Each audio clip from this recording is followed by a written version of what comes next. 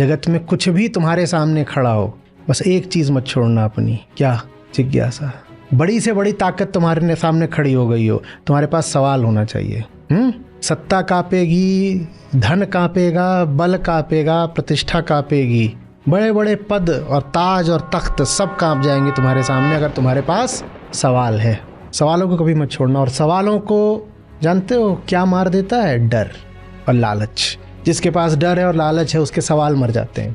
जीवन में कहीं भी अगर हार रहे हो ना, तो एक ही बात है, जहाँ हार रहे हो वहाँ समझते नहीं हो। अच्छे से लिख लो, समझ लो, कुछ है जो समझ नहीं रहे हो। जीवन में कहीं हार है, कहीं दुख है, कहीं घाव है, वजह बस एक है, समझ नहीं रहे हो कुछ, और कोई वजह नहीं है। यही तो पूछना है कि मैं क्या नहीं समझ रहा हूँ, और पूछोगे तो नहीं हो सकता कि विजयी होके नहीं निकलोगे। आज का सत्र हमें कुछ ऐसा सिखाएगा जो हमें आम तौर पर सीखने को नहीं मिलता।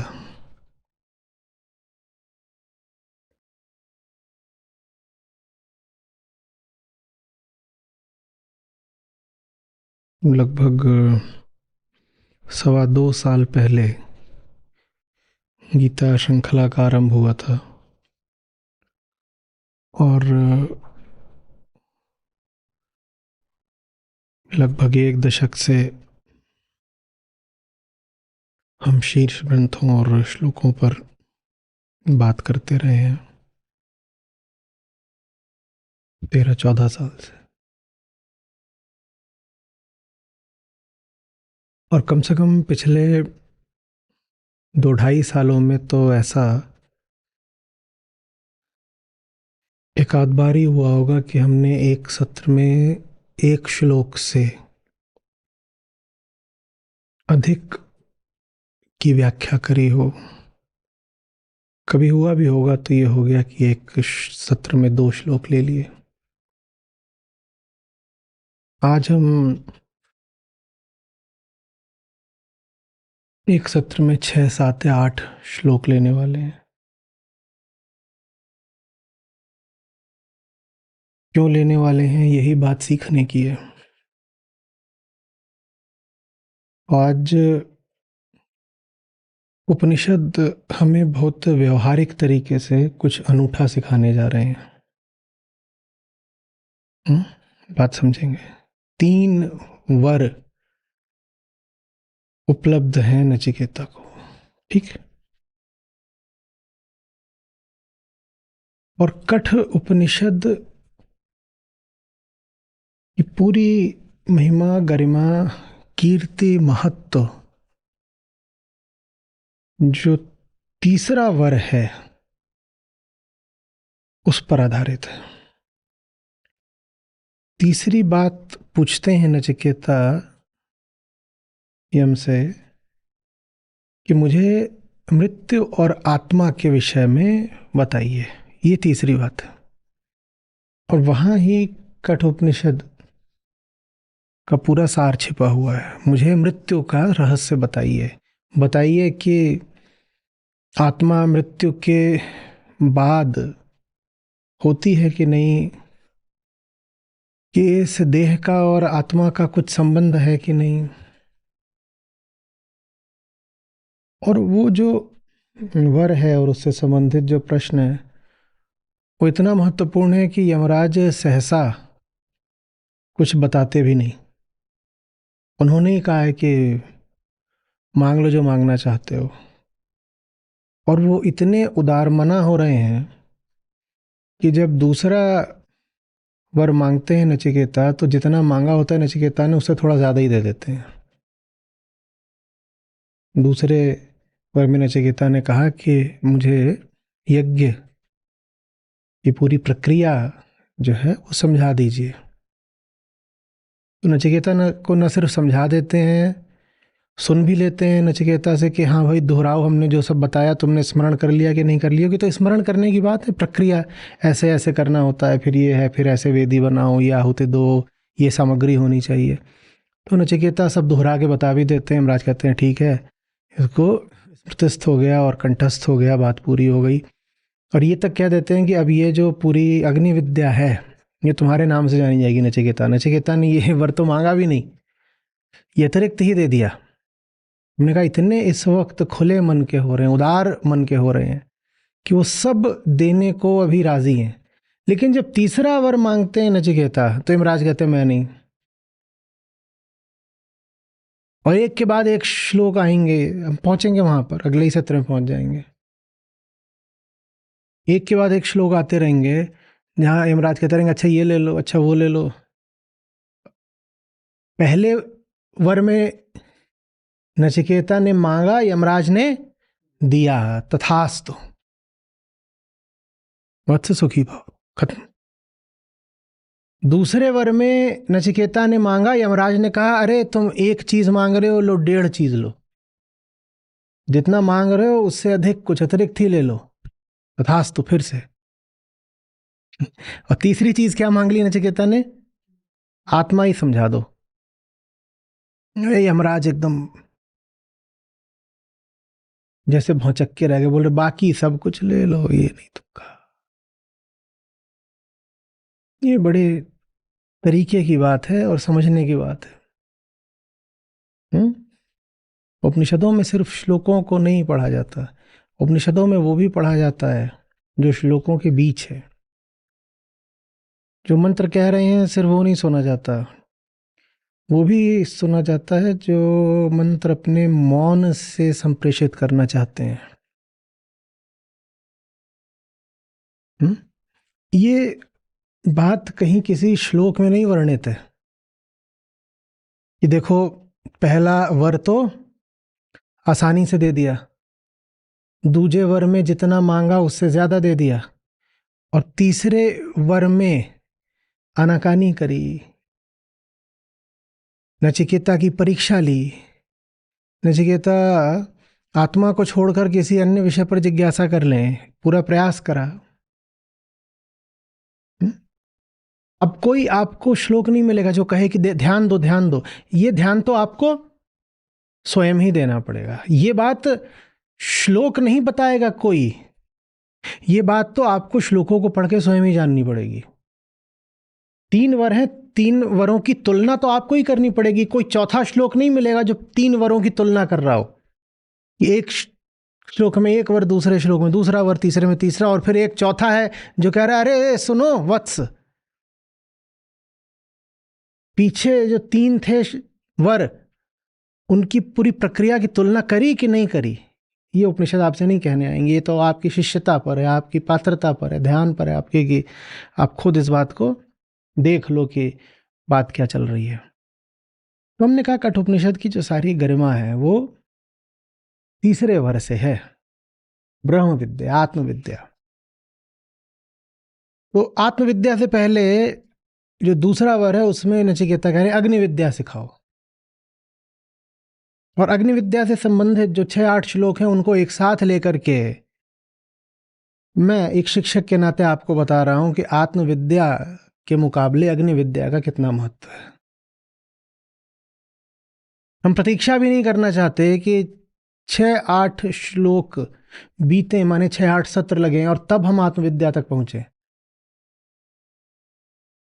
अग्नि विद्या का इतना कम महत्व है कि नचिकेता ने 1 मांगा, यमराज ने 2 दे दिए, लो, क्योंकि तुमने चीज ही बहुत छोटी मांग ली है। तो जो छोटी चीज है उस पर हम समय क्यों लगाएं? अग्नि विद्या से संबंधित जो 6 श्लोक हैं उनको हम एक साथ ले लेंगे आज। 7 श्लोक हैं, 8वां भी कह सकते हो। बात समझ में आ रही है? हमें कहां जाना है?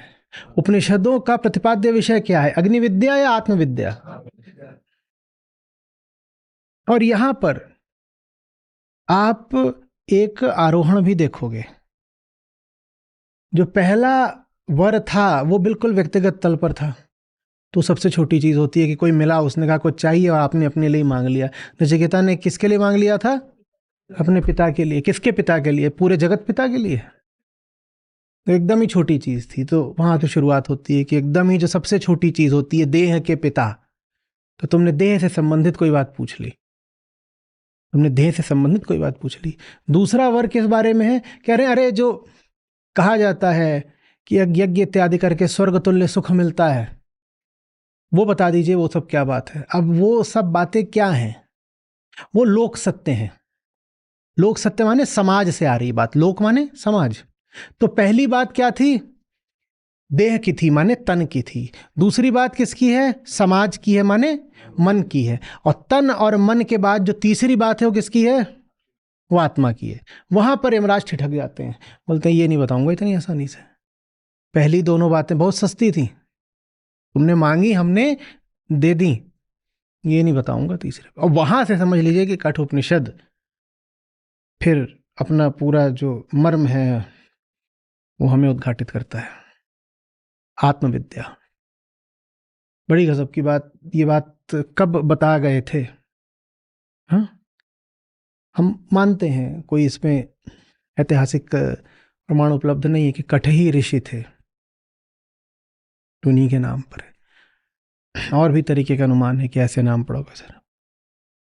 तो न जाने कब वो ये बात बता गए थे। महात्मा बुद्ध से पहले का है कठोपनिषद, प्रमुख उपनिषदों में आता है कि मृत्यु और आत्मा संबंधित नहीं है। मैं कहे के लिए अभी से सारे राज खोले दे रहा हूं, वो श्लोक जब आएगा तब देखा जाएगा। पर लोगों के मन में ये प्रश्न, मैं ध्यान आपका ये दिलाना चाहता हूं, लोगों के मन में प्रश्न तब से है और उस प्रश्न का पूरा समाधान किया जा चुका है। उपनिषद और किस लिए हैं, कठोपनिषद और किस लिए? लोगों को तब भी ये जिज्ञासा होती थी कि मरने के बाद कुछ बचता है नहीं बचता है। हम मर जाते हैं, फिर हमारा कुछ नामो निशान अता पता रह जाता है, हमारा ही कुछ सूक्ष्म शरीर वगैरह कहीं तैरता है, कुछ ऐसा होता है। ठीक वही जिज्ञासा कर ली है नचिकेता ने। यमराज कह रहे हैं देखो हम बताएंगे नहीं, क्योंकि हमने तुम्हें बता दिया तो फिर हमारा सारा काम जो है वो बंद हो जाएगा। क्योंकि यमराज ने अगर बता दिया कि मृत्यु क्या चीज है तो यमराज को ये भी बताना पड़ेगा कि मृत्यु तो होती ही नहीं। अगर मृत्यु होती ही नहीं तो ये क्या कर रहे हैं फिर? ये काहे के लिए पूरी दुनिया में हवा बन के घूम रहे हैं, भैंसा एकदम कहर बन के छाया हुआ है कि मृत्यु दे दूंगा मृत्यु दे दूंगा। तो यमराज बिल्कुल एकदम कह रहे हैं ये क्या पूछ लिया इसने, तो बेरोजगार कराएगा, तो कहीं के नहीं रहेंगे। वो लड़का वहां पे अड़के खड़ा हो गया, बोले यही बताओ मौत और आत्मा का रिश्ता क्या है, ये बताओ। वही चीज है जो इंसान आज तक सुलझा ही नहीं पाया। हम आज तक इसी चक्कर में पड़े हुए हैं कि मृत्यु और आत्मा का कोई संबंध है जरूर। और नचिकेता ने बिल्कुल एकदम सारे रहस्यों की नब्ज पर उंगली रख दी है। बोल रहे हमें और नहीं कुछ जानना, दो छोटी बातें थी वो आपसे पहले पूछ ली, अब जो असली बात है बस ये बता दो। सत्य और मृत्यु का कुछ संबंध होता है? एक के बाद एक यमराज कहते हैं ये चाहिए बेटा, क्या खाओ, क्या चाहिए, कपड़े चाहिए बताओ, तुम बताओ, दौलत चाहिए बताओ, क्या चाहिए। और मुझे लग रहा है नचिकेता बहुत छोटी उम्र के नहीं होंगे, क्योंकि उनको यौवन और स्त्रियों का भी प्रलोभन दिया जा रहा है। बिल्कुल छोटे बच्चे को प्रलोभन नहीं दिया जा सकता। तो किशोर हैं कम से कम, 12-14 के तो हैं कम से कम, उतना तो होना पड़ेगा। देखो 6-8 साल के बच्चे को ब्रह्म विद्या नहीं सिखाई जा सकती, यारी बात। और नचिकेता क्या बोल रहे ये सब ना, ये क्या आप हमें बता रहे हो? आप मुझे वो चीजें देना चाहते हो जो आप खुद जला देते हो? ये जवाब है। इस जवाब की ताकत सुनो। यमराज को बोल रहे हैं आप मुझे वो देना चाहते हो जो चीजें सब आप खुद जला देते हो। वो सारे श्लोक आगे हैं, हमें वहां जल्दी से पहुंचना है। तो हम क्या करने वाले हैं, हम ये पूरी अग्नि विद्या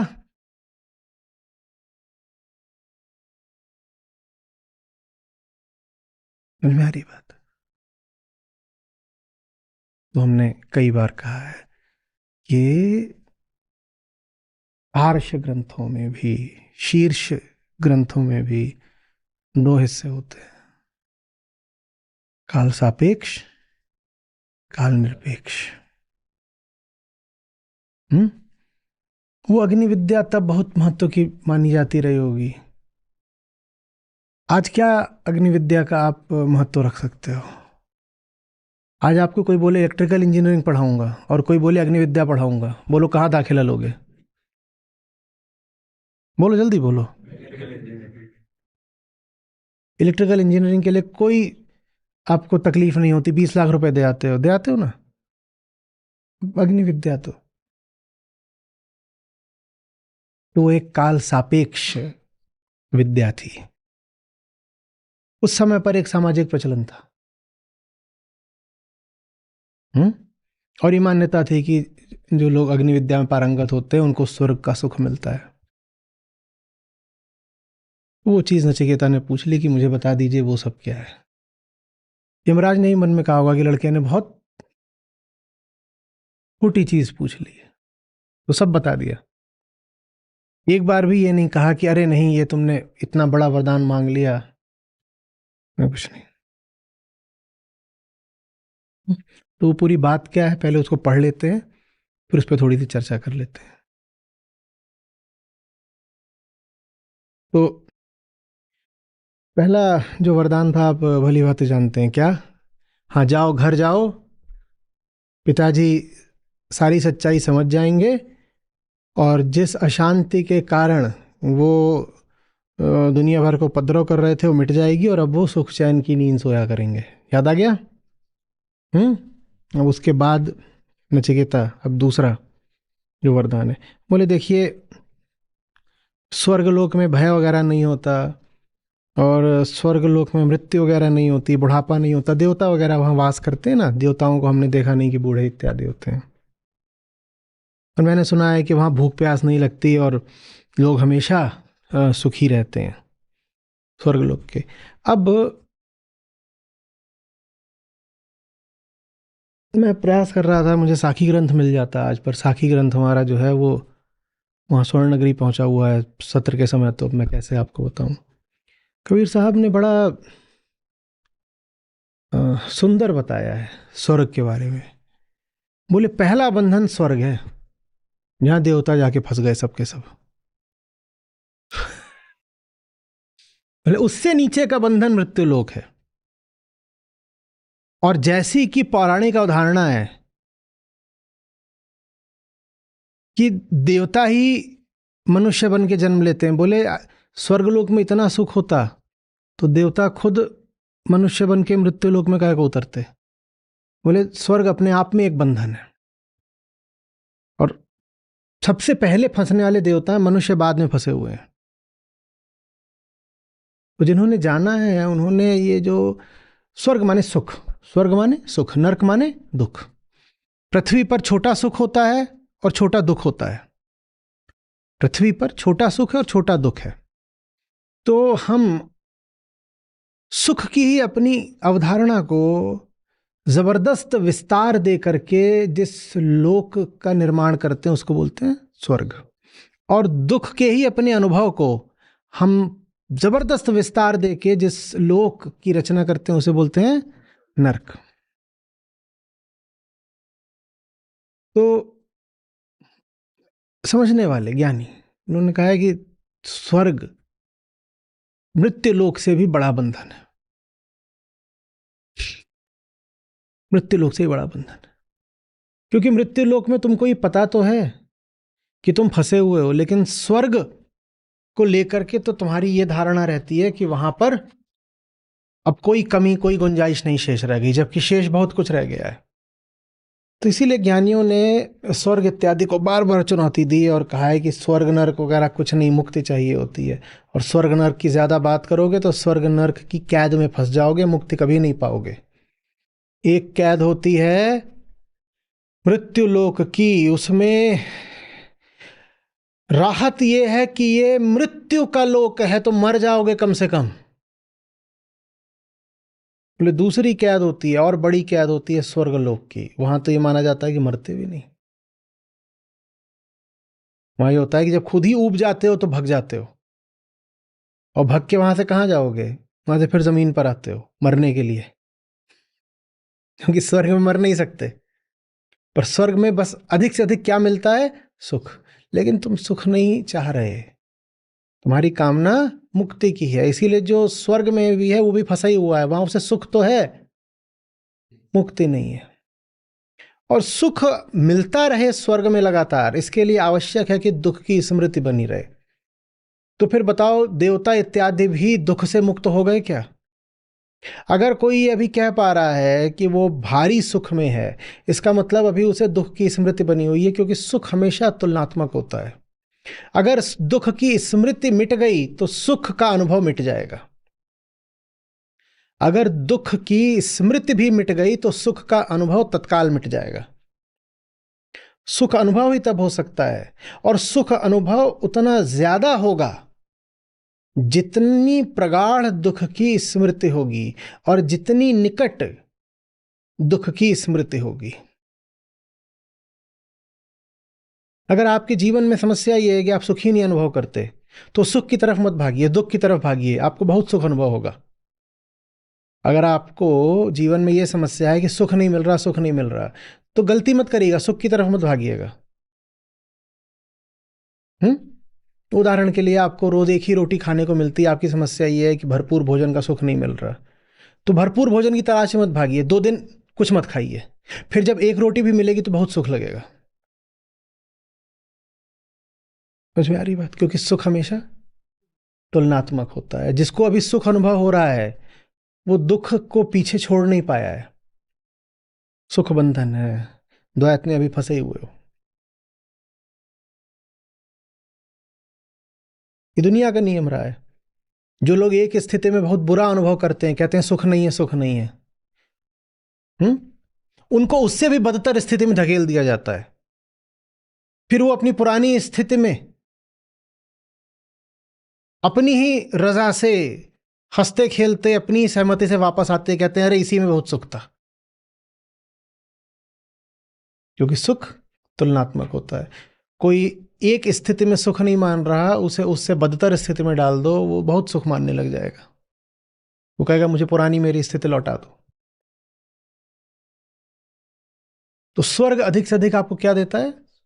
सुख देता है। तो अध्यात्म का उद्देश्य स्वर्ग नरक नहीं होता। स्वर्ग नरक तो बस हमारी सांसारिकता का विस्तार होते हैं। यही अंतर आ जाता है धर्म में और अध्यात्म में। धर्म का लक्ष्य होता है अनंत सुख। कहाँ जाकर के? स्वर्ग में। धार्मिक आदमी से मिलेंगे, उससे पूछेंगे क्या चाहिए, वो कहेगा बढ़िया काम कर रहा हूं, मरने के बाद स्वर्ग मिलेगा। आध्यात्मिक आदमी के पास जाएंगे, बोले क्या है, बोलता है जीवन मुक्ति चाहिए, मुक्त होना है। ये स्वर्ग नरक के पचड़ा में थोड़ी पड़ना है, मूर्खता। तो कभी आपसे कोई प्रश्न करे कि धर्म और अध्यात्म में अंतर बताइए, तो अंतर बताने का ये एक अच्छा तरीका है कि धर्म का लक्ष्य होता है स्वर्ग और अध्यात्म का लक्ष्य होता है मुक्ति। हालांकि हम जिस धर्म की बात कर रहे हैं वो लोक धर्म है, जिसका लक्ष्य होता है स्वर्ग। अगर वास्तविक धर्म हो तो उसका भी लक्ष्य मुक्ति ही है। सुख तो कामना है ना, तो ये धर्म कैसा है जो कामना पूर्ति का साधन बन रहा है और कह रहा है स्वर्ग दिला दूंगा? ये तो बहुत सांसारिक, एकदम लौकिक है। तो ऐसा ही है कि चलो जलेबी की दुकान में बड़ा मजा आएगा। जलेबी की दुकान में जाके मजा लेने में और मरने के बाद स्वर्ग की जलेबी खाने में कोई अंतर है क्या? और स्वर्ग में ऐसी ऐसी जलेबियां हैं कि कोई तुलना नहीं। कितने ही लोग लगे हुए हैं अपने पुण्यों का गोदाम भरने में ताकि स्वर्ग वाली जलेबी खाने को मिले। ये जबरदस्त अप्सराएं हैं और ऐसी ऐसी नदियां हैं और दूध और शहद बह रहा है और कल्प वृक्ष है उसके सामने खड़े होकर आप कुछ मांगेंगे मिल जाएगा। सदा वहां बसंत बहार रहता है। कभी ये नहीं कि खराब मौसम आ गया, आंधी तूफान आ गया। कभी सुना स्वर्ग में प्रलय आ गई, बाढ़ हो गई? स्वर्ग में क्लाइमेट चेंज भी नहीं होता। माने जो कुछ आपको इस जमीन पर चाहिए और जो जो कामनाएं वासनाएं आपकी पूरी नहीं होती, वो सब कहां पूरी होती हैं? स्वर्ग। कभी आप कोई कहानी पढ़ने को नहीं पाएंगे कि एक बार स्वर्ग में एक की ट्रक से कुचलकर कुत्ते की मौत हो गई और उसकी लाश पड़ी हुई थी वहां स्वर्ग के किसी एक्सप्रेस वे पर और उस पर से गाड़ियां गुजर गई। ऐसा तो होगा नहीं। नहीं, स्वर्ग के ट्रक वाले कैसे जबरदस्त हैं, वो स्वर्गीय है ना सब। तो ये है साखी। प्रथम फंसे सब देवता, बिलसे स्वर्ग निवास, मोह मगन सुख पाइया, मृत्यु लोक की आस। सबसे पहले ये सब देवता फंसे हैं, जाके स्वर्ग लोक में बैठ गए, वहां निवास कर रहे हैं। तो मोह मगन होके इन्होंने सुख तो सारे मिल गए, जब सारे सुख मिल गए तो फिर मोह मगन सुख पाइया, मृत्यु लोक की आस, तो बोले मृत्यु लोक भेज दो ना, क्योंकि सुख का अनुभव सिर्फ हो सकता है जब दुख मिले, और सुखी सुख मिल रहा है तो सुख मिलना बंद हो गया। सुखी सुख मिल रहा था, सुख मिलना बंद हो गया। सब देवता क्या बोल रहे हैं, बस नीचे नीचे जाने दो प्लीज।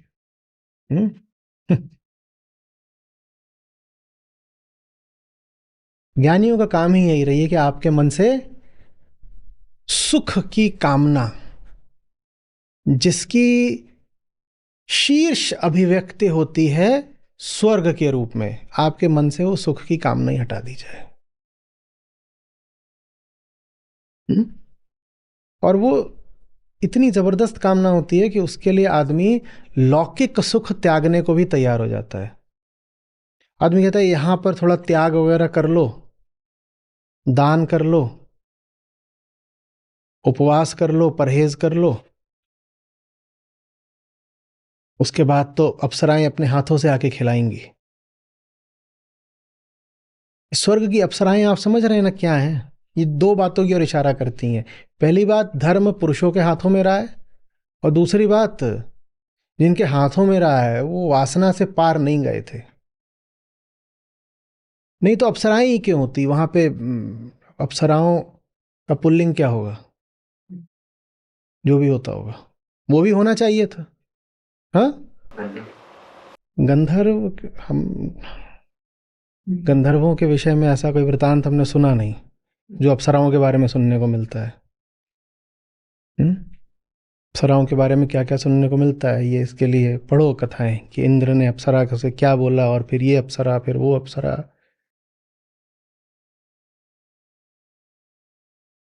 तो पहली बात तो धर्म पुरुषों के हाथों में रहा है।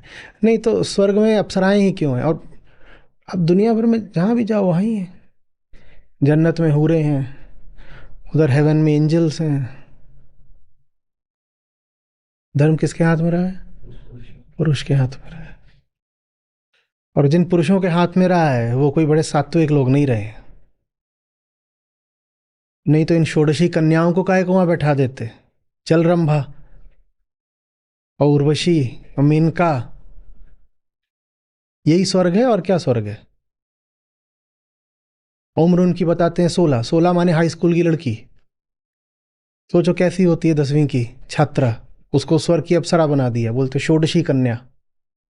कोई तरीका है ये? तो इसीलिए ज्ञानियों ने कहा ये स्वर्ग वगैरह बिल्कुल छोड़ दो, बातें मुक्ति की बात करो।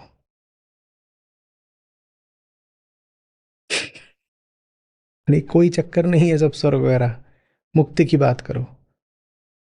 तो उनसे पूछा भी जाएगा, आप उपनिषदों में जहां पर सीधे सीधे प्रश्न करा गया कि स्वर्ग क्या है, नर्क क्या है, कहीं नहीं कहा जाएगा कि मृत्युपरांत किसी लोक का नाम स्वर्ग है या नर्क है। मैं कितनी बार उद्धृत कर चुका हूं, स्वर्ग क्या है? सत्संगति ही स्वर्ग है। और नर्क क्या है?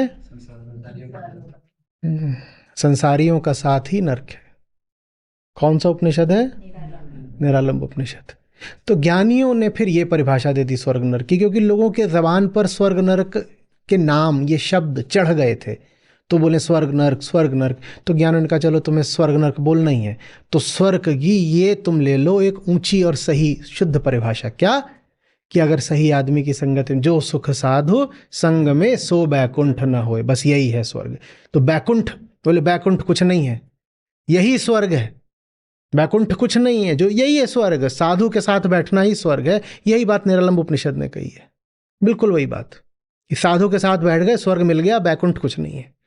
अब ये बात बहुत लोगों को बहुत बुरी लगेगी, बोले तुमने बैकुंठ को ही खारिज कर दिया। अब मैंने नहीं कर दिया, ये तो हमारे उपनिषद कह रहे हैं और हमारे संत कह रहे हैं।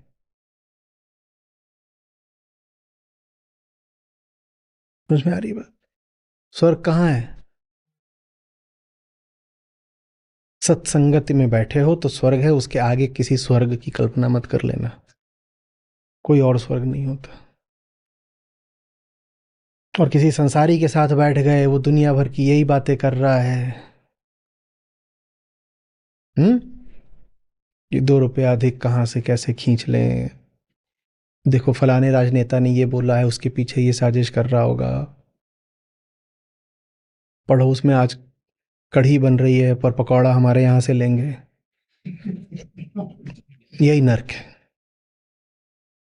जहां बातें कढ़ी पकौड़े के तल से ऊपर ही ना उठें, जहां हर समय दिमाग में रसोई पकती रहे, हींग अजवाइन लहसुन, वही नर्क है।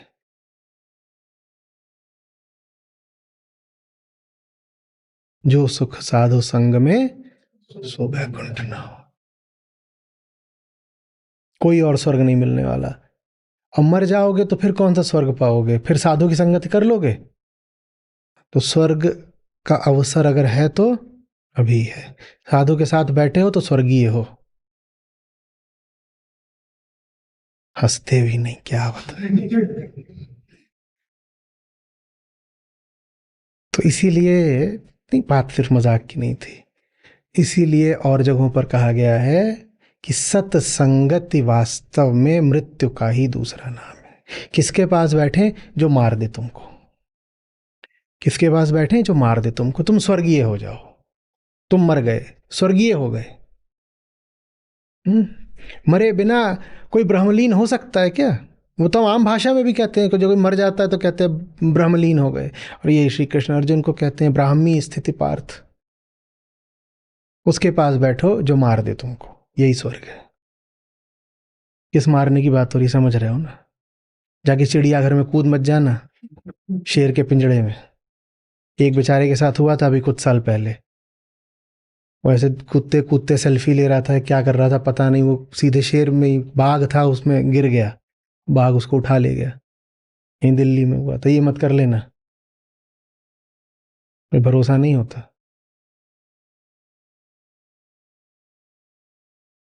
मुझे बात,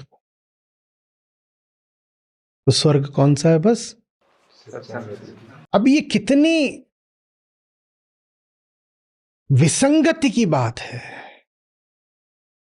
और कितनी सुंदरता, क्या खूबसूरती की बात है कि स्वर्ग के विषय में प्रश्न करा गया है दूसरा, लेकिन स्वर्ग के बारे में बताया जाएगा तीसरे प्रश्न के उत्तर में।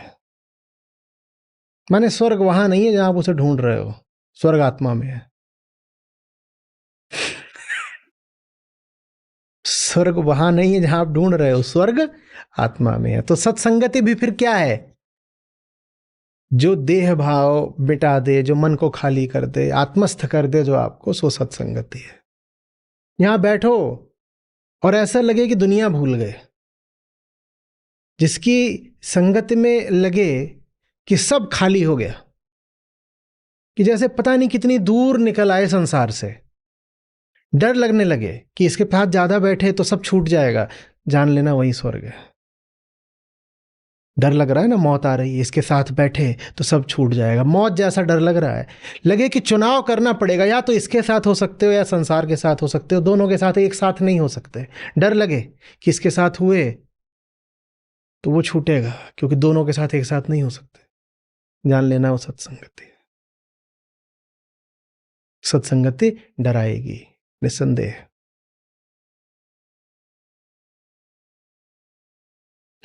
और इसीलिए सत्संगति से हम बचते हैं, और जहां लहसुन नमक अजवाइन चल रहा होता है वहां अपनी भी बघार, हाँ बताओ बताओ क्या चल रहा है। हाँ, बात का आरंभ हो उससे पहले बात काट दो। जहां देखो कि छोटी ओछी बात शुरू हो रही है, ये सूत्र धरे व्यवहारिक है बिल्कुल। नर्क से बचना चाहते हो तो जहां छोटी बात का आरंभ आगाज होता देखो, ठीक वहीं उसको रोक दो, काट दो, आगे बढ़ने मत दो। वो बात नहीं आगे बढ़ेगी, नर्क आगे बढ़ेगा। छोटी बात शुरू में ही सूंघ लो कि अब ओछी कुछ चीज आ रही है, बदबू सी आई ओछेपन की, इसको यहीं पर रोक दो। ऐसे हम कहते हैं ना, कुछ जल रहा है क्या, और जैसे ही दिखाई देता है कुछ जल रहा है, मतलब सुंघाई देता है कि कुछ जल रहा है, तो क्या करते हो, जाके गैस बंद करो, या कुछ और बिजली का तार वार जल रहा है बंद करो। वैसे ही ओछेपन की जैसे ही दुर्गंध आए, वैसे ही जाके वहां उसका बटन ही बंद कर दो, तार ही काट दो, जहां से उसको ईंधन मिल रहा हो, चाहे विद्युत से और चाहे सिलेंडर की गैस से। बंद बंद। क्योंकि बात आगे बढ़ेगी तो नरक की आग ही फैलेगी। अभी तो बस धुआं उठा है, आगे आग लगेगी। शुरू में ही बंद कर दो, उलझो ही मत। समझ में आ रही है बात ये?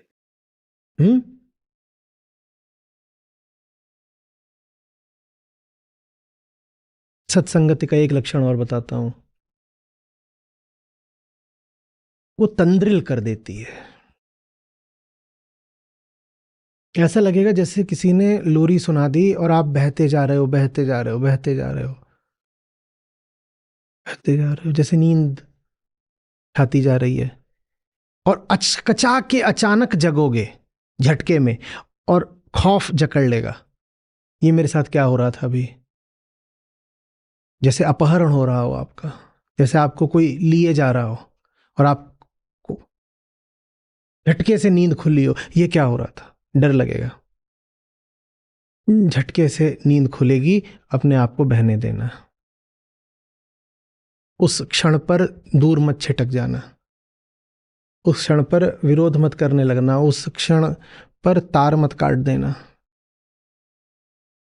तार काटना बहुत आसान होता है, डर लगता है, मौत तो डराएगी ना। सत्संगति मृत्यु तुल्य होती है।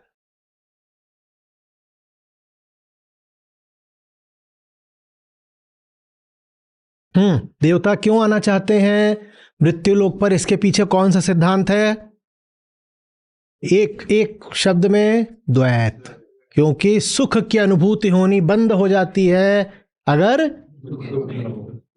तो स्वर्ग भी, अब सुख की अनुभूति नहीं हो रही तो सुखी क्या बनने लगेगा फिर, दुख। स्वर्ग ही दुखदाई जगह बन जाती है। तो देवता कहते हैं, अरे भागो रे, यहां कोई दुख, यहां कोई सुख नहीं है, हमें मृत्यु लोक पर भेज दो। यहां से ज्यादा सुख तो क्या पता मृत्यु लोक पर हो।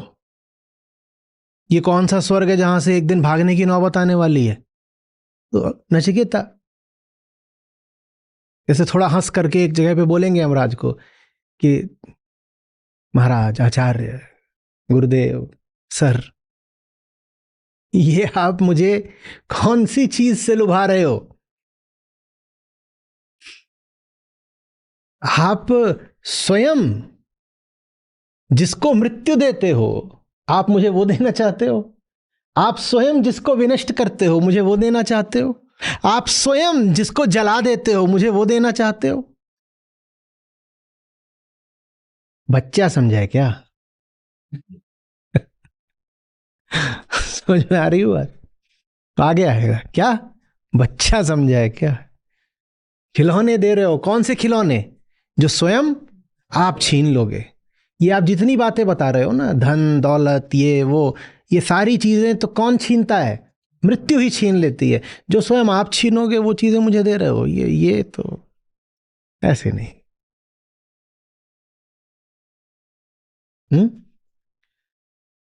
तो जो दूसरा वरदान है वो बहुत एक साधारण सी चीज के बारे में। किस चीज के बारे में? स्वर्ग का सुख।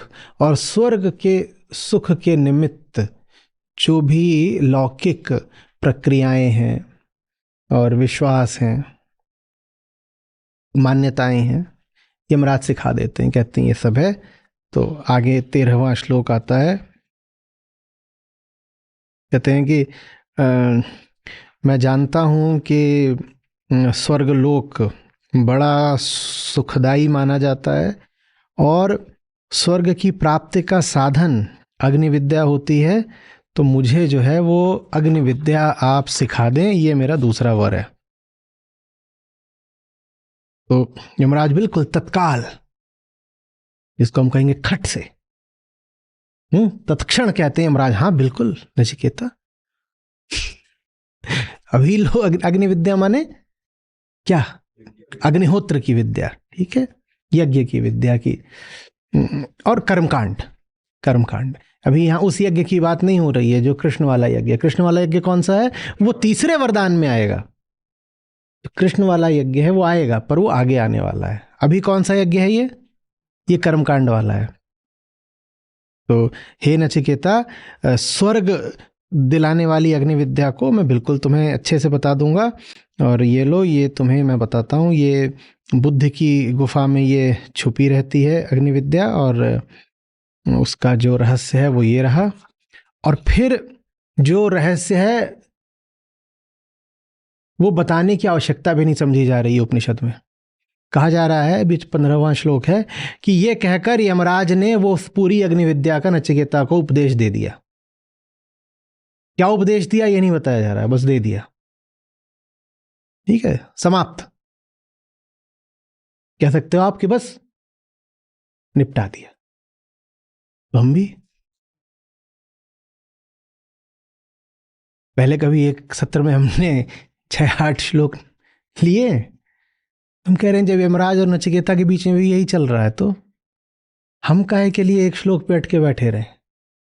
नहीं तो हम तो ये भी कर सकते हैं कि जब कुछ मर्म भरा हमारे सामने आएगा, रस ही रस है उसमें, तब हम एक श्लोक को 2 सत्र भी दे सकते हैं, 3 सत्र भी दे सकते हैं। ऐसा भी हुआ है कि हमने एक सत्र में संसरिता में पूरा एक भजन ही समाप्त कर लिया, और ऐसा भी होता है कि लेकर के बैठते हैं और 2-2, 3-3 घंटे हम बात करते रहते हैं। उसके बाद 2 घंटे सवाल भी और ले लेते हैं, 4-4, 5-5 घंटे आता है। और कुल बात कितनी होती है? राम निरंजन न्यारे। अरे वाह, 4 घंटे में 4 शब्द, राम निरंजन न्यारे। ऐसा ही है, वहां जान इतनी है कि ये भी अभी न्याय नहीं हुआ कि 4 ही घंटे में 4 शब्द आपने लांघ दिए। तो महासागर है, 4 घंटों में भी कैसे लांघ दोगे? पर महासागर अभी यहां नहीं है। दूसरे वरदान में महासागर नहीं है। दूसरे वरदान में तो बस एक लौकिक मान्यता है, जिसके बारे में यमराज भी कह रहे हैं, अच्छा तुमने पूछा, हमने बताया। अच्छा ठीक है, तुम्हें अग्नि विद्या जाननी है, लो बता दिया। अब अग्नि विद्या क्या है वो उपनिषद बताता भी नहीं। तो 15वां श्लोक नचिकेता को उपदेश दे दिया, और उसमें कुंड निर्माण के लिए कितनी ईंटें वगैरह लगती हैं और किस स्तर की ईंटें लगती हैं, उनका चयन कैसे किया जाता है ईंटों का, वो सब भी बता दिया। और उसके बाद नचिकेता ने वो सब याद करके यमराज को फिर से सुना दिया। तो फिर यमराज संतुष्ट हो गए और फिर आगे बोले, मन हो गया। बता दिया कि किस प्रकार से यज्ञ वेदी का निर्माण होना है और उसकी जो पूरी सारी प्रक्रियाएं रहेंगी सब है। उसका विस्तार यहाँ दिया नहीं गया है, और ये बिल्कुल सम्यक बात है। उस विस्तार को जानने की हमें कोई ज़रूरत है भी नहीं, क्योंकि उपनिषदों का संबंध अग्नि विद्या से नहीं, आत्मविद्या से है। तो अब बता भी दिया अग्नि विद्या, और फिर 16वां श्लोक कह रहा है कि यमराज बोलते हैं कि और मैं तुम्हें एक बार और दिए देता हूं जो तुमने मांगा भी नहीं है। ये अग्नि विद्या तुम्हारे ही नाम से प्रसिद्ध होगी नचिकेता। तो नाम भी जोड़ दिया, नचिकेता का नाम जोड़ दिया। लो, तुमने अब एक बहुत साधारण चीज़ मांगी थी, तो उतनी साधारण चीज़ क्या दें, हम कुछ बढ़ा चढ़ा के दिए देते हैं, तुम्हारा नाम भी इसके साथ जुड़ जाएगा। लोग जब भी अग्नि विद्या को याद करेंगे उसके साथ में नचिकेता तुमको भी याद कर लेंगे। हो गया।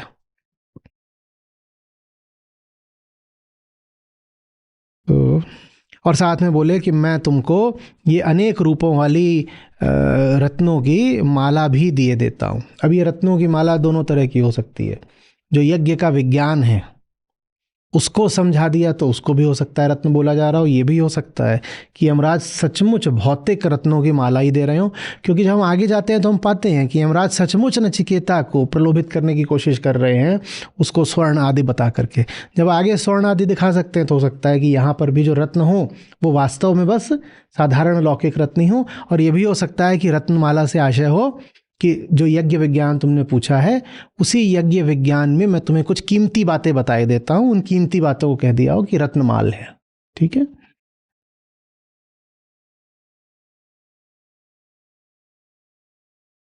तो ये जो तुमको मैंने नचिकेता को कहते हैं कि ये जो अभी बता दी है अग्नि विद्या, इसका ठीक से अनुष्ठान करने वाला और यज्ञ दान तप इन सबको करने वाला जो मनुष्य है वो जन्म मृत्यु से तर जाता है, और वह जो स्वर्ग की शांति है उसको, अनंत शांति को पा जाता है। अब इसमें जो एक बात है विशेष, वो ये है कि यमराज यहाँ पर भी स्पष्ट करे दे रहे हैं कि ये जो कर्मकांड की पूरी विधि है, इस विधि को तुम्हें करना तो होगा मन को सही केंद्र पे रख करके, अगर तुम्हें इससे कुछ लाभ चाहिए। ठीक है। भले ही तुम कर्मकांड का रास्ता चुनते हो, पर वो भी तुम्हारे लिए लाभप्रद हो सकता है यदि तुम उसको सही केंद्र से करो। तो यज्ञ तप और दान तीनों को यदि निष्कामता के साथ करो तो इसमें से तुम्हें लाभ हो जाएगा। और यही वजह है कि कर्मकांड इतने दिनों तक प्रचलित रहा है और प्रभावी रहा है।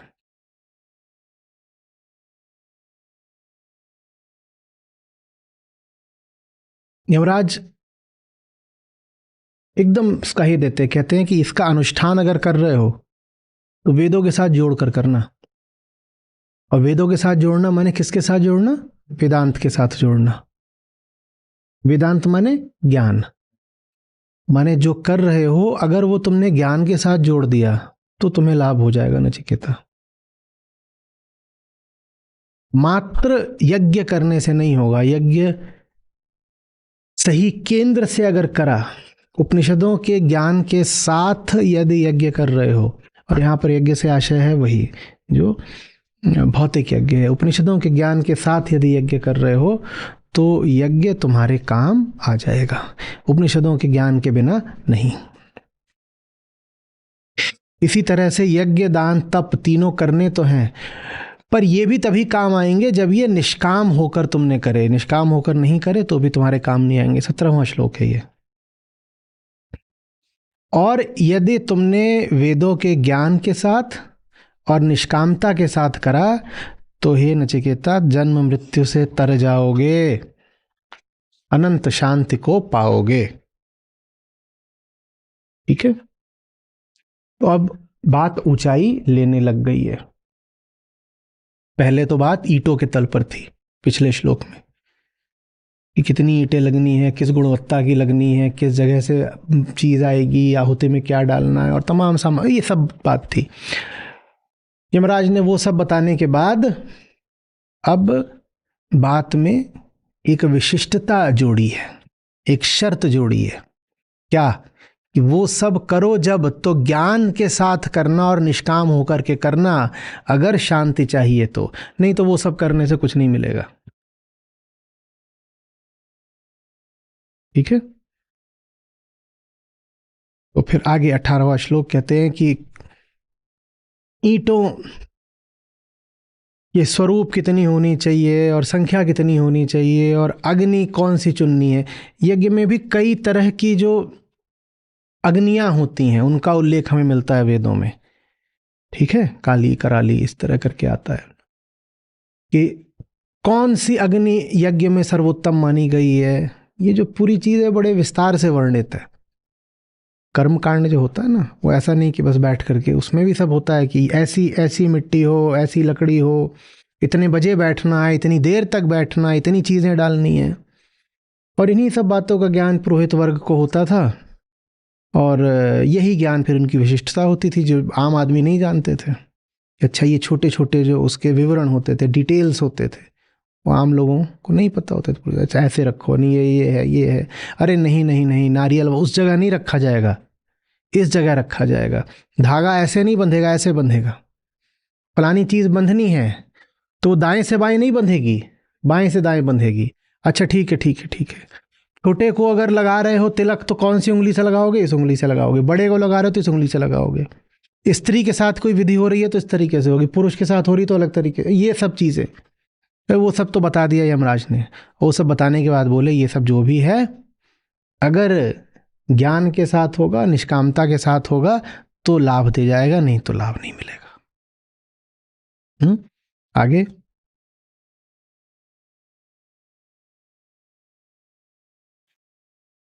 18वां श्लोक भी बिल्कुल उसी बात को दोहरा रहा है। ये सब जितने भी भौतिक पक्ष थे अग्नि विद्या के, वो सब बताने के बाद यमराज कहते हैं कि ये इतना भी तुम करना, वो विद्वत्ता के साथ करना, और अगर विद्वत्ता के साथ तुम अग्नि का चयन करोगे तो मृत्यु के पाश को काट दोगे और शोक से पार हो जाओगे और स्वर्ग लोक में जाकर सुख भोगोगे नचिकेता। तो फिर कहते हैं हे नचिकेता, तो तुमको मैंने ये जो दूसरा तुम्हारा वरदान था वो दे दिया, अग्निविद्या तुमको बता दी, और अग्निविद्या अब तुम्हारे नाम से जानी भी जाएगी। बेटा अब तुम तीसरा वरदान मांगो। तीसरा वरदान जो है वो अब हम आगे लेंगे, और तीसरे वरदान में नचिकेता ने बिल्कुल विस्फोट कर दिया है। मौत से मौत का राज पूछ लिया है। हमने सोचा था कि नचिकेता मृत्यु के सामने खड़े होंगे तो नचिकेता कांपेंगे, पर हम तो देख रहे हैं कि नचिकेता मृत्यु के सामने खड़े हैं तो मृत्यु कांप रही है। ये होती है जिज्ञासु की ताकत। मृत्यु सत्य है क्या? आत्मा के साथ आप मृत्यु शब्द जोड़ते हो, आत्मा के साथ कभी जोड़ते भी हो तो कहते हो अमर है, अकाल है। तो मृत्यु क्या हुई फिर? झूठ। नचिकेता क्या है? जिज्ञासु। नचिकेता के आगे यमराज कंपित हो गए। अब इसका अनुवाद करो। जिज्ञासा के आगे झूठ कांपने लग जाता है। ये पूरा जगत ही कैसा है?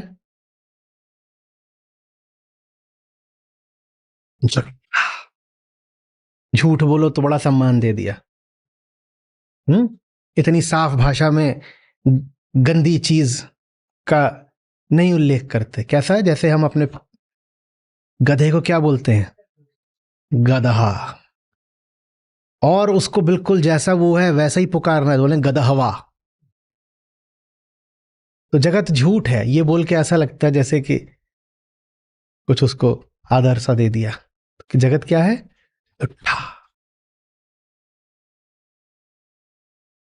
जिज्ञासु के सामने फिर क्या होगा इस जगत का? ये होती है जिज्ञासा की ताकत। जगत में कुछ भी तुम्हारे सामने खड़ा हो, बस एक चीज मत छोड़ना अपनी। क्या? जिज्ञासा। बड़ी से बड़ी ताकत तुम्हारे सामने खड़ी हो गई हो, तुम्हारे पास सवाल होना चाहिए। सत्ता कांपेगी, धन कांपेगा, बल कांपेगा, प्रतिष्ठा कांपेगी, बड़े बड़े पद और ताज और तख्त सब कांप जाएंगे तुम्हारे सामने अगर तुम्हारे पास सवाल है। सवालों को कभी मत छोड़ना। और सवालों को जानते हो क्या मार देता है? डर और लालच। जिसके पास डर है और लालच है उसके सवाल मर जाते हैं। डर लालच एक ही चीज है, अहम। डर और लालच क्या है? अहम। जिसके पास डर और लालच है उसके सवाल मर जाते हैं। और अगर सवाल पूछ दिया तो जैसे नचिकेता के सामने यमराज घबरा से गए, वैसे ये पूरा जगत तुम्हारे सामने घबरा जाएगा। तुम स्थिर खड़े होगे, सब कुछ कांप रहा होगा, क्योंकि तुमने झूठ से कह दिया सच बताओ। अब झूठ सच क्या बताए? पहला सच तो उसको यही बताना पड़ेगा कि मैं झूठ हूं। तो क्या बताएगा वो बेचारा? थर थर कांपेगा।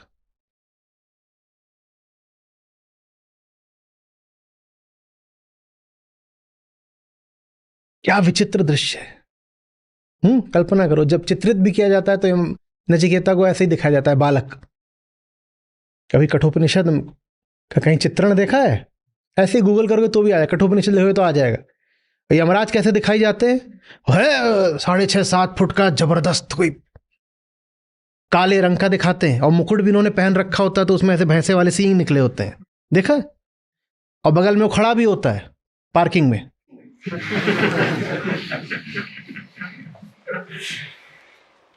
और वो ऐसे ही बेचारा 3 फुट का कोमल सा लड़का, यमराज पूरी दुनिया को मौत देने वाले।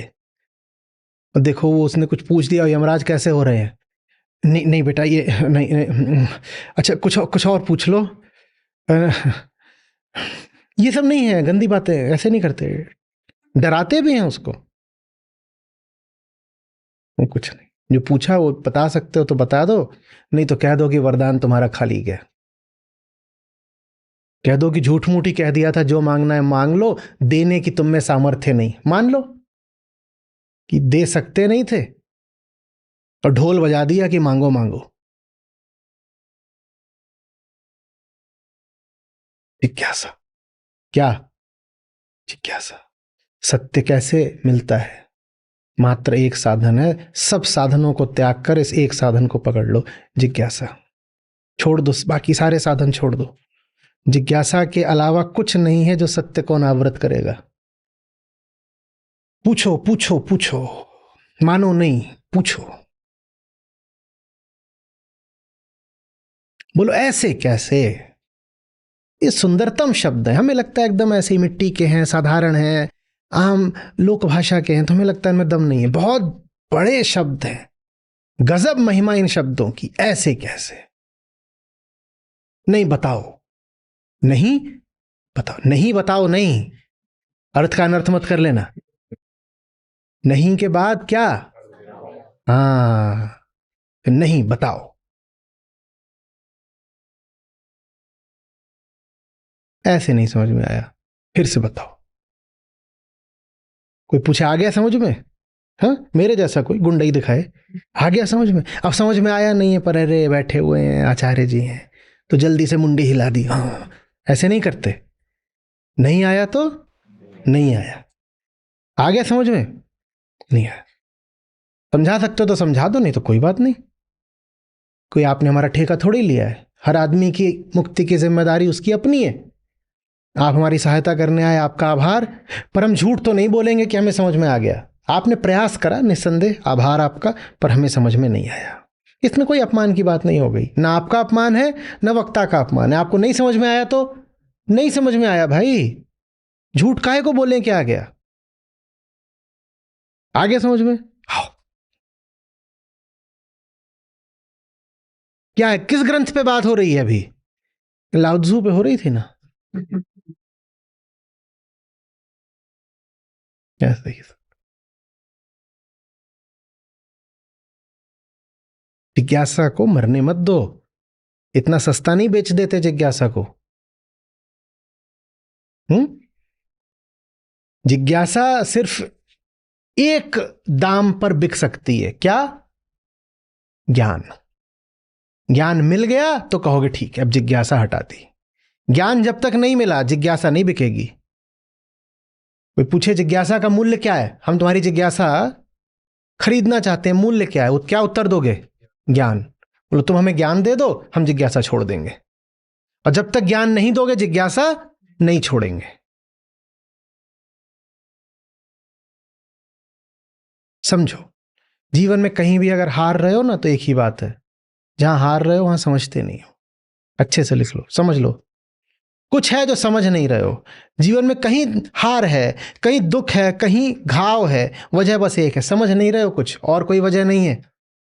बेकार में अन्य वजहों को मत पकड़ लेना। ये मत सोच लेना कि संयोग की बात हो गई या कुछ और है, कोई और है, कोई प्राकृतिक कारण, कोई आंतरिक कारण, कोई और कारण नहीं होता किसी भी दुख का। एक ही बात होती है, कुछ ऐसा है जो तुम्हारे समझ में नहीं आ रहा है, कोई चीज है जो अभी छुपी हुई है, कोई गुत्थी है जो अभी सुलझ रही, कुछ है जो तुमको लगता है कि जान गए हो पर भी जानते नहीं हो। उसी की वजह से दुख है, उसी की वजह से सारी हार है, और बात कुछ भी नहीं है। आप कहोगे नहीं ऐसा थोड़ी है, मुझे कोई दुख है तो उसमें मैं समझ क्या नहीं रहा हूं। यही तो पूछना है कि मैं क्या नहीं समझ रहा हूं, और पूछोगे तो नहीं हो सकता कि विजयी होके नहीं निकलोगे। रोज हार रहे हो, रोज अपमानित हो रहे हो, दुख पा रहे हो, वजह सिर्फ एक होती है, चेतना का स्वभाव है बोध, और किसी कारण से वो दुख पा ही नहीं सकती, बोध नहीं है इसलिए दुख पा रही है। हाँ, फिर वो दुख फूटता अलग अलग रूपों में, अलग अलग नामों के साथ है। नामों पर मत चले जाना, मूल बात बस एक है, बोध नहीं है। चेतना का एक ही दुख है, क्या? अबोध।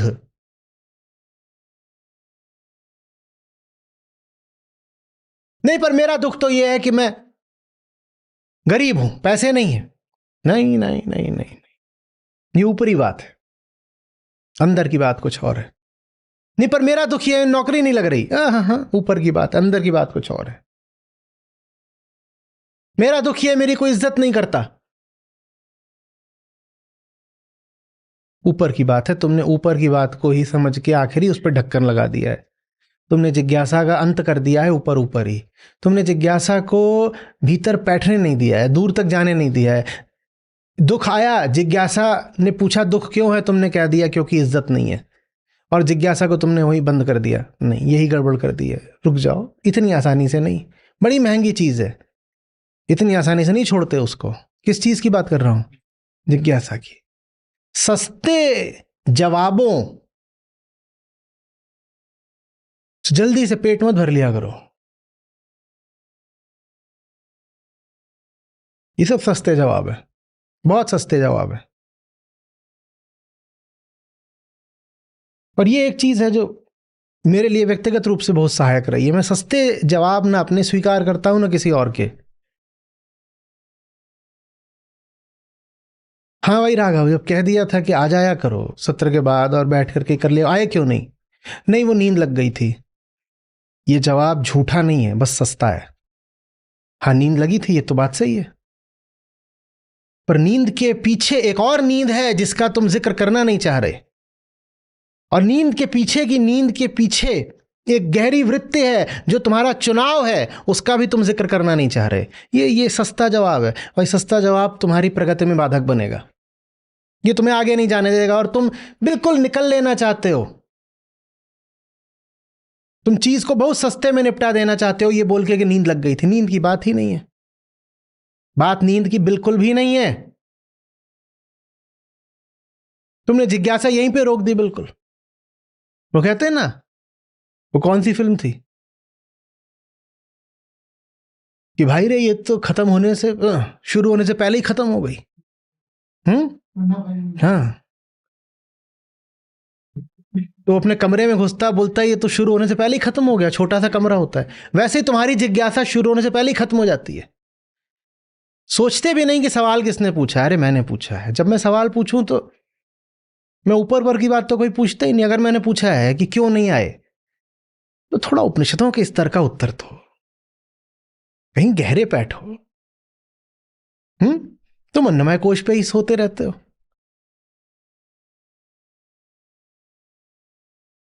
ये कोई जवाब है? क्यों नहीं आए? नींद लग गई थी। वो तो हमें भी पता है नींद लग गई थी, पर नींद क्यों लग गई थी?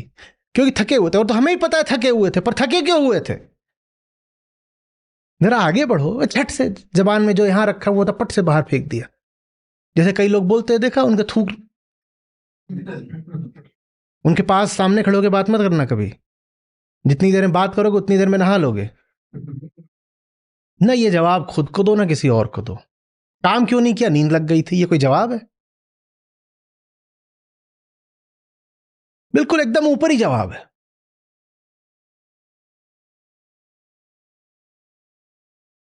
ये ऐसी सी बात है कि किसी की लाश जल रही हो और कोई आके पूछे अरे क्या हुआ, तुम बोलो मर गया। तुमने झूठ नहीं बोला, पर तुमने कितनी सस्ती बात बोल दी। यार वो दिख रहा लाश जल रही है, मर तो गया ही है। तुम कुछ आगे का बताओ, तुम कुछ अंदर का बताओ। अंदर का बता नहीं रहे, बस ये बता रहे हम तो सो गए थे। वो तो हमें ही पता है सो गए थे, और क्या करोगे? सो तो तुम तब भी रहे हो जब तुम जग रहे होते हो।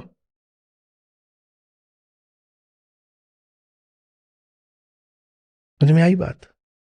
तो जिज्ञासा कोई ऐसी चीज नहीं होती कि यम सामने खड़े हो तभी करी जाती है। तुमको हमारी तो जिज्ञासा कैसे शुरू होगी, अभी तो हमारे बाप ने हमें घर से निकाला नहीं और यमराज का भी दरवाजा खुला नहीं, तो हमारी अभी जिज्ञासा तो अगर यही जिज्ञासा और जीवन की दिन प्रतिदिन की छोटी छोटी बातों में करी जाती है। मैं आज हारा क्यों, इतनी आसानी से नहीं, रुका करो, पूछा करो, मैं आज फिर क्यों हारा। चार यहां बैठे हुए हो, चारों हारे हो ना सत्र से पहले, ठीक, एक तो बिल्कुल एकदम शून्य बटा सन्नाटा हारे हैं। रुका करो, पूछा करो, सस्ते जवाब मत दिया करो अपने आप को। बात कुछ और है, तुम जो भी कारण सोच रहे हो कारण कुछ और है। उस कारण पे पहुंच जाओगे तो तर जाओगे, उस कारण पे नहीं पहुंचोगे मर जाओगे।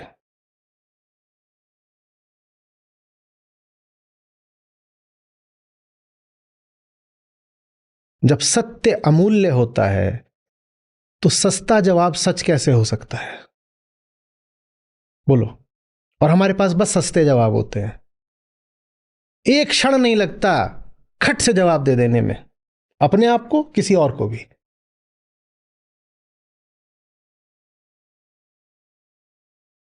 नचिकेता से एक ये बात सीखो, सामने मौत भी खड़ी हो सवाल नहीं छोड़ूंगा और सस्ता जवाब स्वीकार नहीं करूंगा, चाहे बड़े से बड़ी ताकत मुझे डरा या ललचा रही हो। यमराज से बड़ी ताकत कौन सी होगी, बोलो। किसी भी पृथ्वीवासी के लिए मृत्यु से बड़ी कोई चीज हो सकती है? यम से बड़ी कोई ताकत हो सकती है? फिर स्वयं यम खड़े होकर के प्रलोभित भी कर रहे हैं और भयभीत भी। और नचिकेता,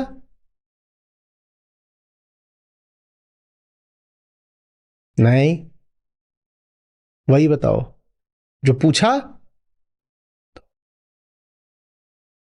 और फिर यमराज जो बताते हैं उससे हमें कुछ ऐसा मिल गया जो लगभग 30 शताब्दियां बीत चुकी हैं, या 25 कम से कम, आज भी हमारे काम आ रहा है, प्रकाश दिखा रहा है। ये होती है जिज्ञासा की ताकत। अब शिवरात्रि वाला अपना उत्सव आयोजित हो रहा है, इतने लोग आ रहे हैं, 1000 1500। उनसे कहा गया भाइयों अपने प्रश्न बता दो, भाइयों बहनों। अब 100 के करीब प्रश्न भी आ गए हैं। उदित आज प्रश्न देख रहे थे, बोले इनमें से क्या लें, ये कोई प्रश्न है, कोई जिज्ञासा ही नहीं है। मैंने कहा और लोगों से बोलो भेजें, कुछ तो आएगा। तो अब ये बात यहां पे खड़ी हो गई है कि अगर लोगों से नहीं आया तो खुद ही अच्छे अच्छे सवाल पूछे रहो।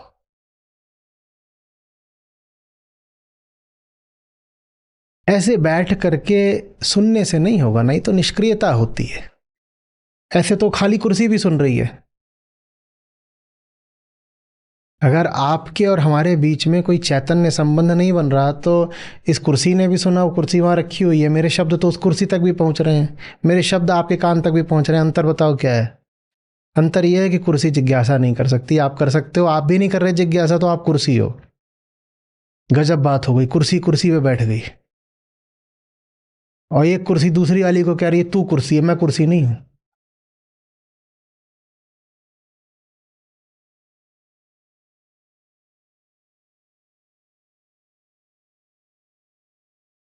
किसी कुर्सी को कभी सवाल करते देखा? आप भी सवाल ना करो तो आप क्या हो? चलो आप सोफा हो, ठीक है, थोड़ी इज्जत बढ़ा दी। आप महंगी वाली कुर्सी हो, चलो ठीक है।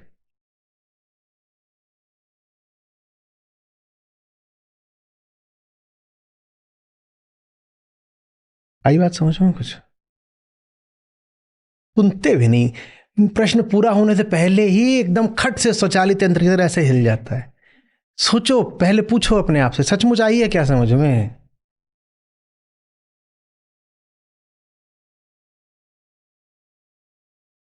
हम्म।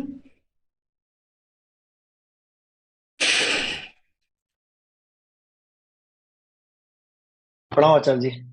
जन्मदिन की शुभकामनाएं। तो आचार्य जी आप बताते हैं कि आत्मा अद्वैत होती है, और जन्मती मरती नहीं है। तो नचिकेता यमराज के बीच में जो वार्तालाप हो रहा है कठोपनिषद में, तो लोक कथा के हिसाब से यम वो है जो आत्मा को स्वर्ग और नर्क लेके जाते हैं। तो अगर हम ये माने कि आत्मा तो अद्वैत है और एक ही है ब्रह्म आत्मा, और व्यक्तिगत आत्मा ही कुछ नहीं होती, तो फिर यमराज जी का रोल तो तो जहां आत्मा है और जहां अद्वैत है वहां कोई यमराज नहीं होते। यमराज वहीं होते हैं जहां जीवात्मा की अवधारणा होती है। जैसे जीवात्मा एक अवधारणा है वैसे यमराज भी अवधारणा है। अब जीवात्मा है तो जीवात्मा को ले जाने वाला भी कोई होगा, उसके कर्मों का लेखा जोखा हिसाब करने वाला भी कोई होगा, तो चित्रगुप्त भी होंगे। ये सब तभी ना होंगे जब जीवात्मा है। जहां आत्मा है वहां कोई यमराज नहीं होते। जहां आत्मा है वहां मृत्यु होती ही नहीं, आत्मा अमर है। वो सब एक तरफ की कहानियां हैं, वो सब एक तरफ की कहानियां, वो कोई भी कहानियां वेदांत में चलती ही नहीं है।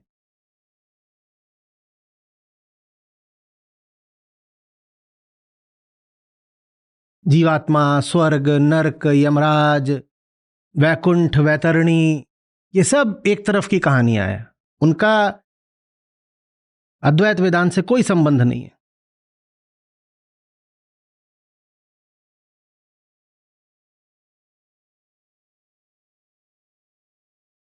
तभी तो यमराज इतना हिचक रहे हैं ना नचिकेता के प्रश्न का जवाब देने में। नचिकेता ने पूछ लिया आत्मा और मृत्यु का संबंध क्या है। यमराज को बताना पड़ेगा कि बेटा देखो, जहां आत्मा है वहां मृत्यु तो है ही नहीं। तो नचिकेता पूछेंगे फिर आप कौन हो अगर मृत्यु कुछ नहीं है? आप तो मृत्यु के देवता बने होते हो। तो यमराज को मानना पड़ेगा कि आत्मा के सामने तो मैं, यदि आत्मा है तो मैं नहीं हूं। मैं तभी हूं जब अनात्मा है, माने मैं तभी हूं जब माया है। जहां माया है वहां यमराज है।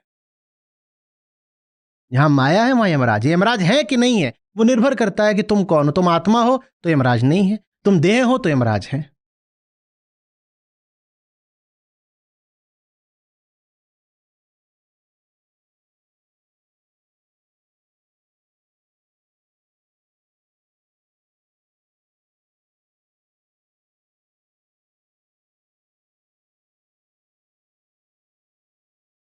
तो अपने जो हम सीखे हैं, तो व्यवहारिक तौर पे हम लोग भी मान लें, मतलब मान ले क्या समझ लें कि यमराज बस वैसे ही हैं जैसे।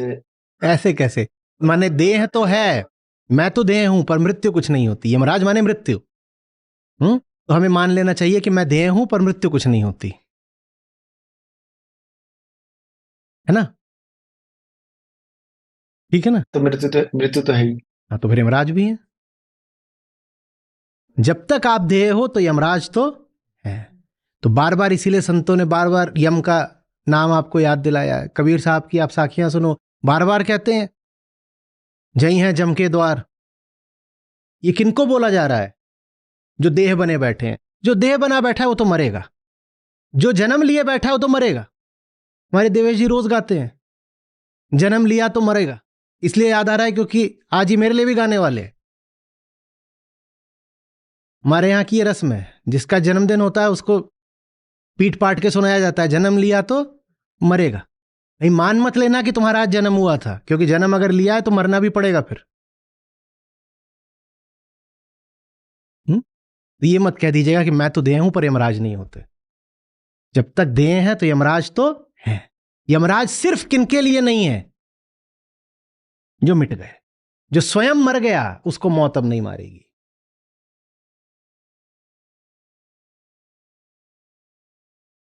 तो गलती ये हो रही थी कि मैं भी यमराज को देह स्वरूप एक अपने सिंह, भैंसे की तरह सिंह उगाए हुए देख रहा था।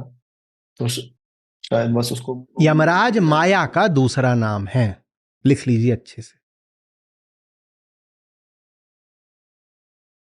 माया के दो काम होते हैं ना, जन्मती है, मारती है। तो माया का जो मृत्यु देने वाला पक्ष है उसको यम बोलते हैं। जब माया जन्म देती है तो मां कहलाती है, जब माया मृत्यु देती है ऐसे नहीं। अपने अंदाज में। जब माया जन्म देती है तो मम कहलाती है, मम एंड पॉप। जब माया जन्म देती है तो मम कहलाती है, और जब माया मृत्यु देती है तो यम कहलाती है। तो यम कौन है? वो मम का ही दूसरा नाम है दोनों माया ही।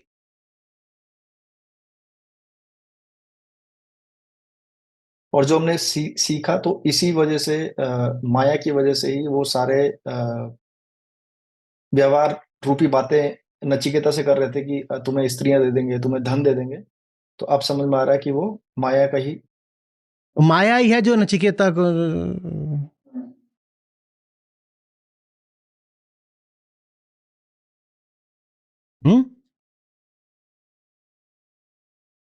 एक फिल्म आई थी जिसमें यमराज ऊपर से नीचे उतरते हैं। कादर खान ने यमराज का रोल अदा करा था। वो बार बार बोला करते हैं हम हैं यम, अब से बोलिएगा मम है यम। या हम हैं यम, ये भी ठीक है, क्योंकि हम भी कौन है? हम भी माया है। यम कौन है? हम हैं यम।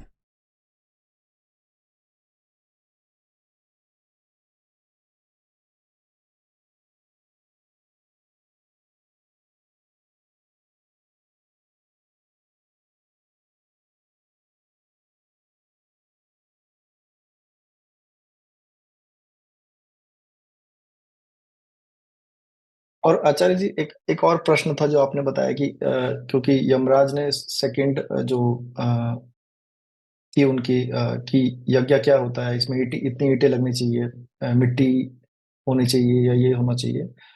तो अगर हम लोग आत्मा को अद्वैती माने और स्वर्ग नरक की कल्पना करना ही छोड़ दें, तो ये फिर दुनिया में जो ये यज्ञ चल रहा है, पूजा चल रही है, पूजा भी छोड़ो, अभी यज्ञ ही हम पकड़ते हैं, तो ये यज्ञ किसको खुश करने के लिए है?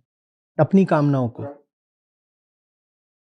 सब यज्ञों में आप आहुति किसको देते हैं? प्रत्येक यज्ञ सकाम होता है, पहली बात तो ये। आप ढूंढ के दिखा दीजिए कोई एक यज्ञ जो निष्काम हो। यज्ञ में सदा किसी देवता से कुछ मांगा जाता है, बस हमारी कामनाएं।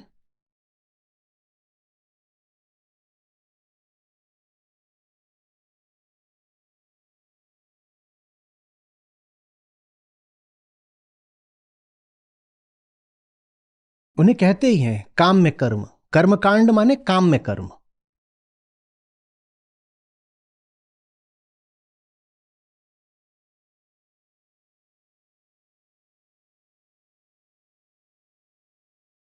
क्योंकि अगर शून्य हो जाओ तो ये कामनाएं तो सारी खत्म ही हो गई। शून्य ऐसे नहीं हो जाता कि कामनाओं को खत्म करना है। कामनाएं ही देखी जाती हैं, कामनाओं की ही निस्सारता पकड़ी जाती है, कामना की ही पोल खोली जाती है। कामना छोड़ी नहीं जाती। हम कामना ही है, हम ऊपर से लेके नीचे तक कामना है। आपके फेफड़े क्या कर रहे हैं हर समय? बचाने का प्रयास कर रहे हैं देह को। हाँ, कामना है। फेफड़े माने ऑक्सीजन की कामना। और देखिए कैसा फड़फड़ाएंगे फेफड़े, थोड़ी सी उनकी आप ऑक्सीजन सप्लाई बाधित कर दीजिए। जब दिल का दौरा पड़ता है तो देखा है दर्द कैसा होता है? जरा सी रक्त आपूर्ति बाधित होती है दिल को ही। दिल का दौरा माने दिल को ही रक्त संचार नहीं हो रहा। अब दिल सबको देता है, हृदय सबको रक्त देता है, सबको देता है और स्वयं को भी देता है। दिल का दौरा माने अब वो खुद को ही रक्त नहीं दे पा रहा। देखा कैसा दर्द होता है? वो दर्द क्या है? मेरी कामना नहीं पूरी हो रही। कामना नहीं पूरी होती दर्द होता है ना। इच्छाएं पूरी नहीं होती दर्द होता है ना। हाँ, तो दिल का दौरा वही है। मुझे खून चाहिए था, मुझे खून नहीं मिल रहा, वो दर्द हो रहा है, वो मर जाएगा आदमी। अब हम ऊपर से लेके नीचे तक सिर्फ कामना है। कोई ऐसे मार दे दर्द होता है ना। क्यों? इसकी कामना थी क्या? सुख की, और मिल क्या गया? दुख। हाँ, तो ये रोएगा फिर। कामना ही कामना है ऊपर से लेके।